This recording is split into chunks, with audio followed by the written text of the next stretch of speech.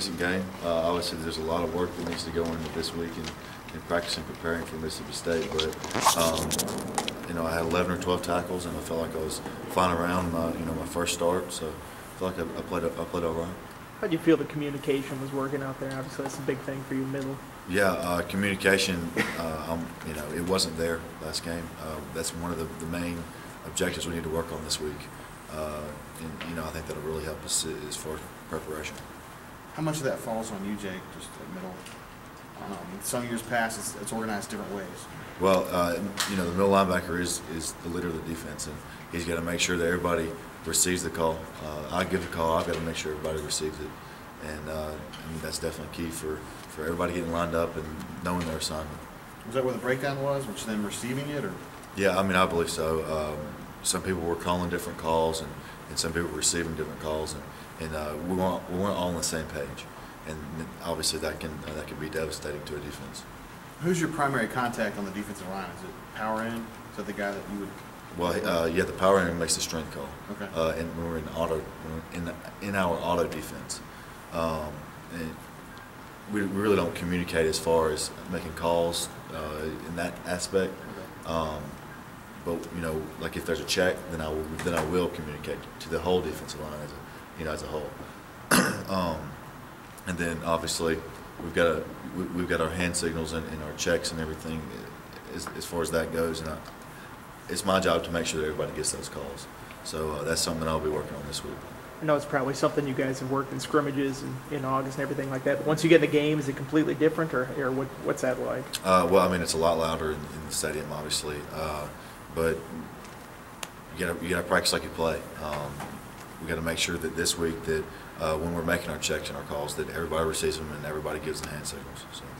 There was some talk yesterday about some guys talking about they thought the defense would be simplified somewhat this week. Will that be helpful, do you think? Yeah, I think that's going to be huge. We're going to simplify the defense down just so we can get lined up and play. We've got a lot of young guys out there that if they can get wide-eyed and I feel like if we simplify it down, then a lot of good things will come out of that. Is there a concern though that if you simplify it too much against a veteran team like Mississippi State? Well, you got to have your base defense, obviously, and you got to be able to make the checks and all that. But when like last week when we were making checks to every play, and they were coming out in empty formation and their unbalanced formation, then that can make the young guys kind of a little bit wide-eyed, as I said. And I just think if we simplify it down, and just play defense and make plays, I think everything will work out good. When you say wide-eyed, you mean maybe like a little uncertain, a little hesitant, and that takes away from? Yeah, see ball, hit ball. See ball, hit ball. Yeah.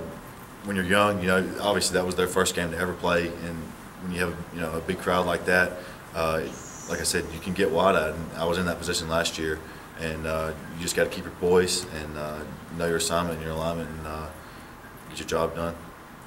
How big was it to watch film for some of these guys go back, and even for yourself, make your first start, to see, oh wow, I did that in the stadium, to be with your position guys and really learn from what you see on the film instead of coaches just telling you what you did wrong? Well, the film room is huge. There's no doubt about that. You got to spend more time in the film room than you do on the field, because this game is definitely a mental game. And like I said, we're going to get in the film room. We're going to make those corrections that need to be made, and we're going to adjust what we need to do and get ready for Mississippi State. What do you see from their offense? Obviously, veteran offensive line, quarterback's big and can move around pretty good. Well, we've got to stop the run. We've got to stop the counter power, all their bread and butters. And if we do that, I think we'll be good. Jeff, obviously there's been lots of screams of agony among the fans since Saturday, but what almost happened. Do you guys hear much of that, or do you pay much attention to it? I try to stay off, the message boards and all that, and just try to stay away from all the hype, and because I know that I have a job to do, and I know that I have to prepare to win, and I just like to keep it simple that way. You hear about it going to class sometimes? Sometimes you hear it from friends and whatnot, but like I said, you try to stay focused. I know you played some last year, but was the Utah State game jarring for you in a sense that you were out there so much, doing so many things? I played a lot of plays against Utah State, and it can take a toll on your body, but I love to be on the field, and I want to be on the field as much as I can.